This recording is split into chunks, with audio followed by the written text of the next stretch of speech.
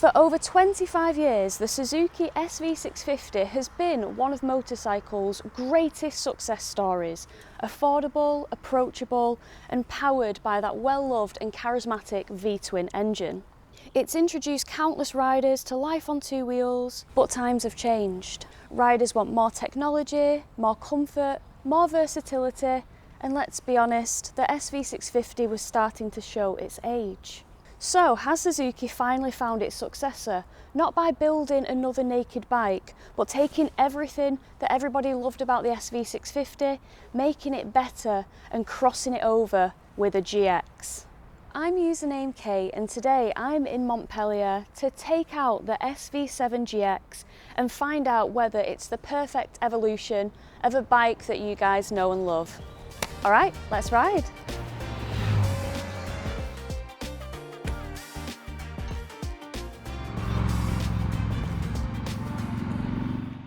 Right everybody, let me introduce you to the Suzuki SV7GX. This is the colliding of two worlds with the SV650 and the GS range that Suzuki have brought out with the GSX S1000GX. We now have a smaller capacity GX in the range, which actually steals some styling cues from that 1000GX. So let's take a look at the engine. This is still the 645cc 90-degree V-twin that you find in the SV650, except we have updated it. I say we, the royal we. It's been updated for Euro 5 compliancy. Now we still have the same stats, so it's got 72.4 brake horsepower, a peak of that is at 8,500 RPM, and we've got 64 Newton meters of torque at 8,600 RPM. So the heart of the engine is very familiar to a lot of people, even the frame. Now the frame, the chassis is very similar. The main frame is definitely the same. With the rear, it's just got more reinforcing to carry a bit more weight, given the nature of the bike and what it's designed to do and its purpose. If we come round here, we've got 41mm telescopic forks, so we haven't gone upside down with the forks there. And if we look at the brakes, we have Tokico 4-piston calipers. They're not radially mounted, but we have those astride some twin discs. If we look at the rear, we've just got your typical monoshock, preload adjustable as usual, but no other adjustability. And then if we look down here, we have a Nissan caliper on that rear disc. So a few key stats: the wet weight of this, 211 kg. The seat height is 795mm. Now for reference, I'm a 5'4" individual, or 162 centimetres, with a 29-inch inside leg measurement, or 73.66 centimetres. And this is what it's like for me to sit on this bike. It's ridiculously accessible. Honestly, if you're a shorter rider, you'll have no issue with this, and it could actually end up being the perfect tourer for you, given its seat height. Now fear not, if you're a bit taller, they do a comfort seat. They do a comfort seat, which raises it by 25mm. And that will just help for, taller riders to, give them more room between the knees so the knees aren't as scrunched up, if that makes sense. Tank capacity, 17.4 litres, so a fairly decent sized tank. So with this you have an adjustable screen, and it's adjustable by 50mm, but you do need tools to adjust it. Headlights, we've got LEDs. It looks like it's got a little dummy in its mouth, with the lights there. Handguards are standard, that's quite nice. This rack is standard, so great if you want to do some touring. Yeah, it just looks real cute, doesn't it? Let's have a look at the dash quickly. So we've got a 4.2-inch TFT dash, and it looks very different from the dashes, the TFT dashes that Suzuki have in the past. Usually the mode, the traction control, the quick shifter are very big, but because it's quite a small screen with a lot of information to show, they're quite small here. You've got your gear indicator there, your mile an hour or kilometres an hour there, your revs, your fuel, air temperature outside. Whew, it's hot. You've got charging port there in a nice place. which is good. Switchgear, very simplistic, very Suzuki. You've got all the good stuff like Suzuki Quick Start, you've got the low RPM assist with this bike. It's got all the goodies, and it's got some good connectivity now through an app where you can connect it and do all the typical stuff like navigation, like turn by turn, and it counts down when you're about to turn. It's quite good from the demonstration that we had. If we have it, I'll pop it on the screen now if I can. But yeah, you can do calls, music, all that jazz, so it's very connected with you and your phone, if you want, of course. Completely optional. Styling, you've got these, very kind of reminiscent of what's on the GSX S1000GX. But yeah, I'm very, very excited to ride. Oh, another thing, a sweet thing about this, it's now got a quick shifter and auto blipper thanks to electronic throttle bodies and ride-by-wire throttle and all that good stuff that the older SV650 couldn't physically have. One downside, no cruise control. That's a very big omission from Suzuki on this bike, which is a bit disappointing, but so far it's looking promising. Now let's ride. Oh, cows with horns! Horny cows, huh? Bulls! So guys, before we hit the twisties, let's talk about price. £6,999 starting price for a white one, and then the 3 other colour options for the UK. We've got the blue and white, or the Triton blue and metallic white, I want to say. Then we've got a greige, which is a cross between a grey and a beige, and then we've got an all black, a black metallic sparkle something or other that Suzuki call it, and those colour options are £7,399. Alright, so that's a good sign, isn't it, to start the ride on Suzuki's SV7GX. We got some twisty signs. I am here for that. So this is quite familiar feeling. It's quite familiar feeling. It feels very SV650-ish in terms of engine, because obviously power, torque is all the same. Oh wow, look at these views. Sorry guys, I'm getting distracted. Wow. And it very much feels like an SV650, just with a little bit more refinement and a little bit more smoothness with those electric throttle bodies and Euro 5 compliancy. We've also got a quick shifter and auto blipper as standard with this now, which is something that the old SV650 couldn't accommodate. And I have to say, the quick shifter and auto blipper on this is very, very nice. So I'm currently riding this in A mode, which is the most responsive throttle. And sometimes on Suzuki's I do find the A mode a little bit twitchy, a little bit snappy, in a way that actually with the GSX S1000 GT that I took to the Pyrenees, I properly enjoyed it in B mode as opposed to A on the twisties. But we're in A mode, and as you can see, we are very much on twisties, but just giving it a go. And so far, the throttle is very much behaving.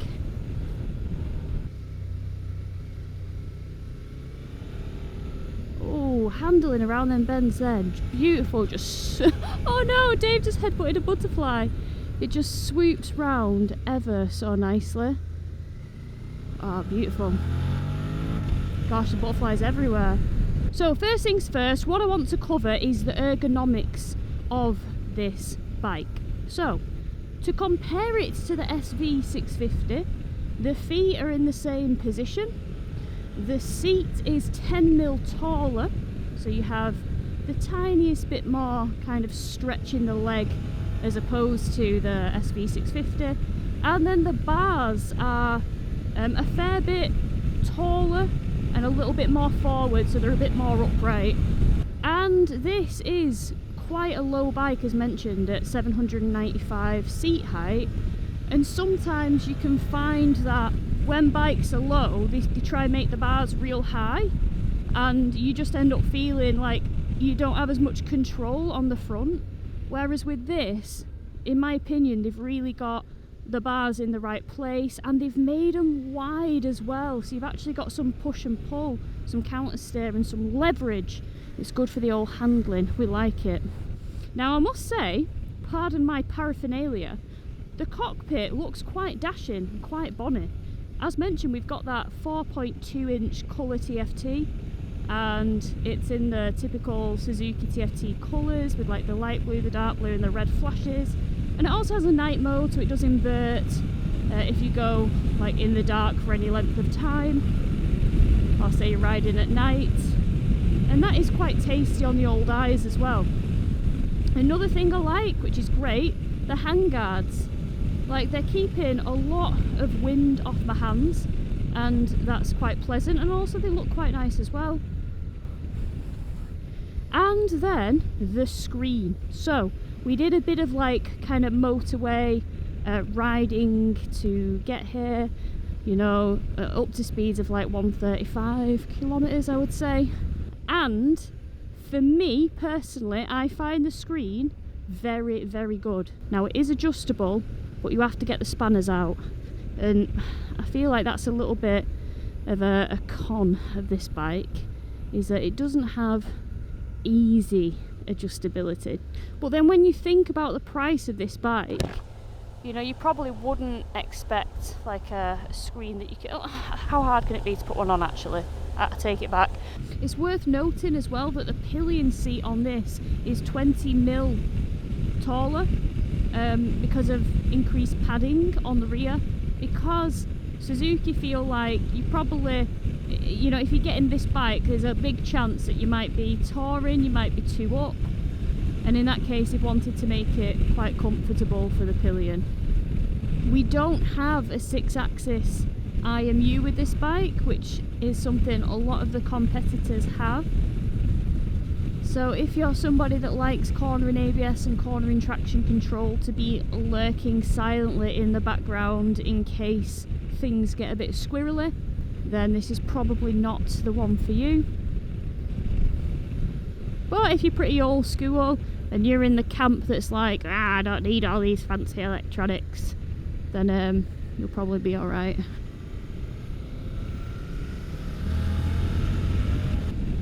The riding position is really, really nice and comfy. The seat is comfy as well. This bike can have a top box, which is pretty good because, you know, a lot of bikes struggle, but then again, this is 72.4 horsepower, so it's not like it's 150 and it's fighting for stability when you are absolutely tanking it on the autobahn, not on our British motorways, you naughty people. Then sometimes stability can be a bit of a factor, you know, in how confidence inspiring something is. But no, at them speeds on the motorway, dual carriageway, whatever you want to call it, lovely and stable.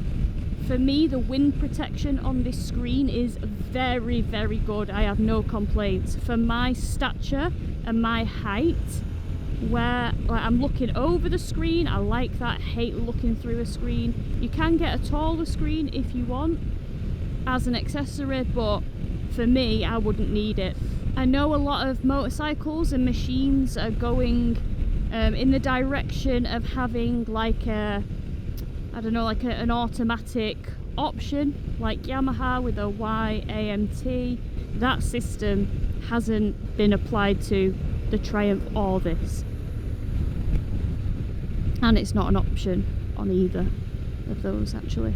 With the Tracer 7, I believe that you can spec it with the YAMT, or you can just have it as like a manual bike like this with a normal clutch. 211 kg, sounds like a heifer.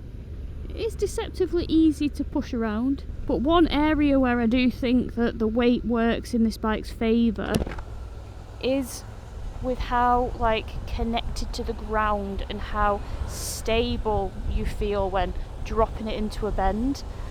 There are lots of bikes that are quite light and also quite skittish by nature.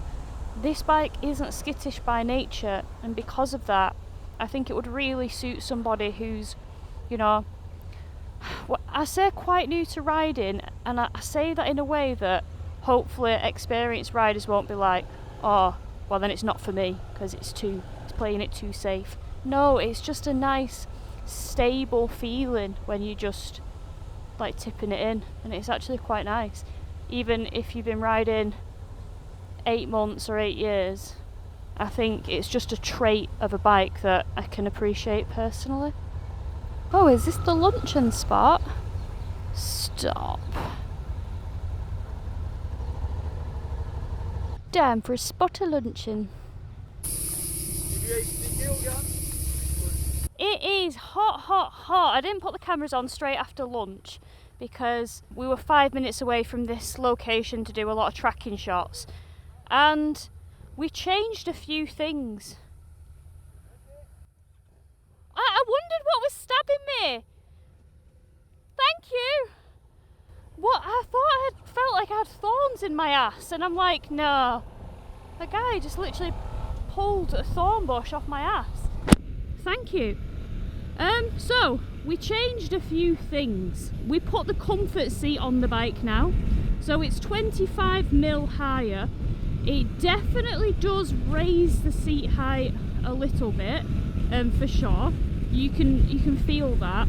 But also another thing that I asked for with the engineers was to just have a play around with the preload, because I never get that option on launches, and I'd always like to give it a little bit of a fettle and a little bit of a go.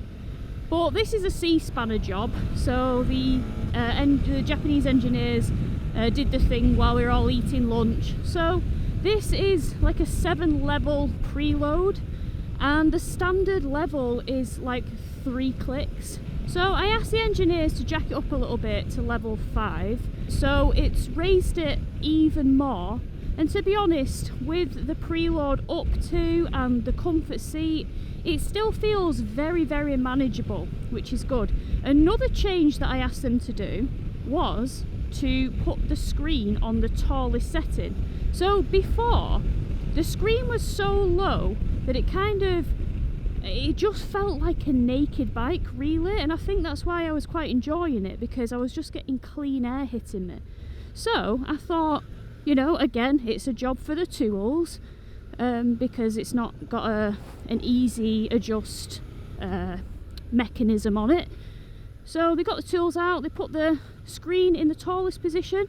I had the chance to try the actual accessory screen, but I didn't want to do that, because if people don't have the means to like afford or justify an accessory screen to make it taller, I'd like to kind of see what we're working with a base screen, if that makes sense, an OEM stocker.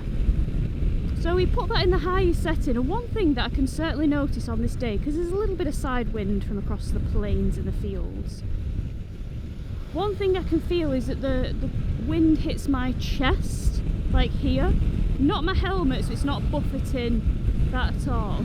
Right, let's chase Mossy. Oh, look at this bend.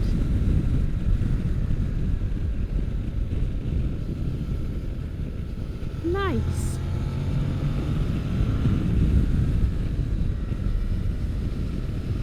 Oh yeah, yeehaw!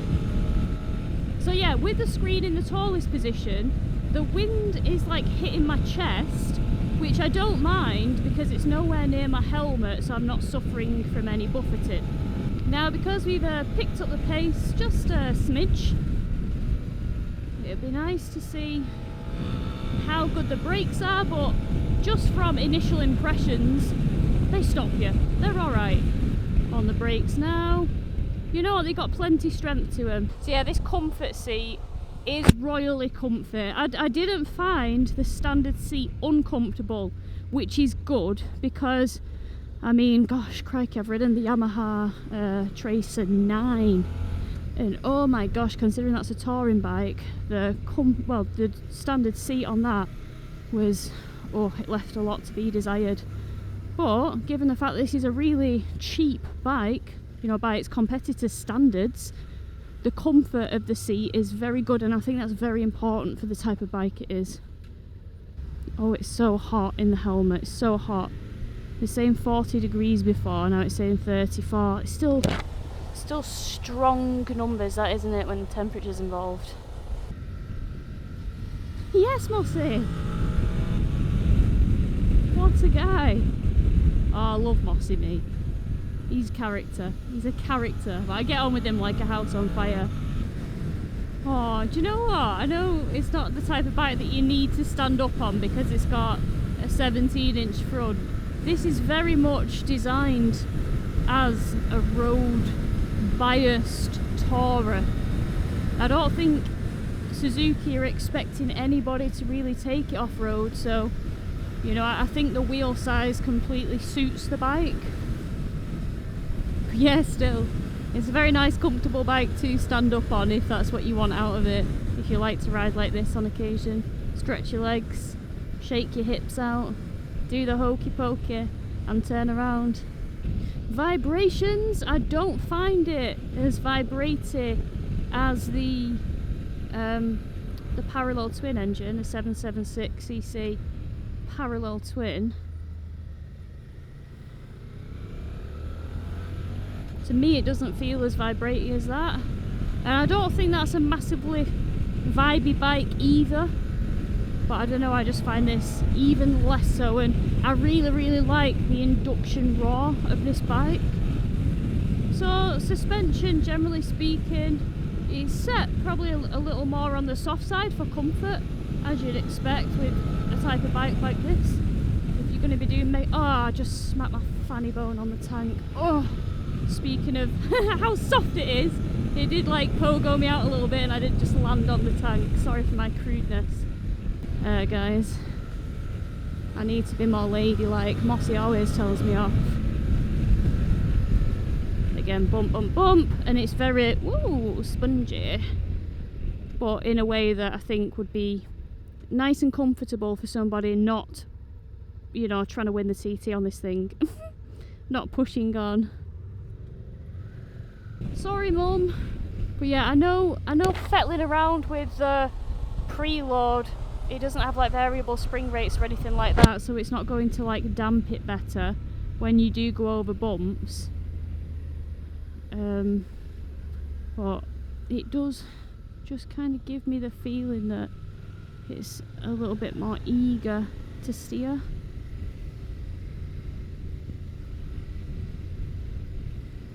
Like, if you just want to like make it dance about, you can change direction pretty quick. When it's like you're going quite slow and you're just kind of bouncing it around. But when you do go on some big sweepers, I'll insert some footage now of me doing a tracking run. I probably won't be talking, in fact I won't because I didn't have a microphone on, and it was a closed road, so before anyone shouts at me for the speed, it was literally closed off by the police so that we could ride it in a manner that we wanted to, and it does just hold a line so stable, real nice. I'll show you now.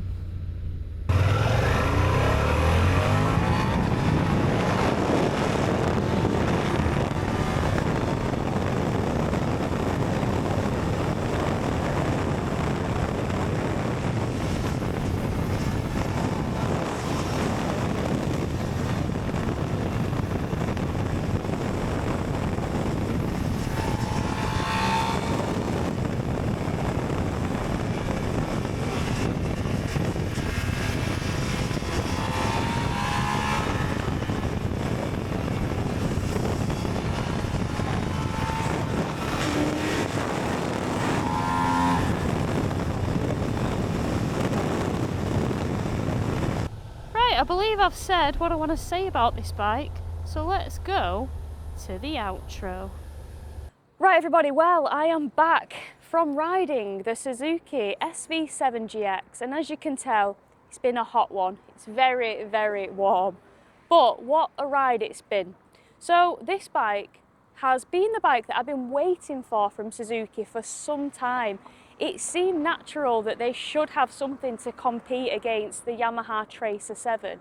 And finally, they've brought it out, but they've kept that V-twin engine. In a world that's going very parallel twinny because of the cost effectiveness of the engines, you know, these are a bit more expensive to produce. It's actually nice to see that Suzuki have clung on to that heritage and kept it alive, albeit with some Euro 5 modifications, some electric throttle bodies and stuff like that.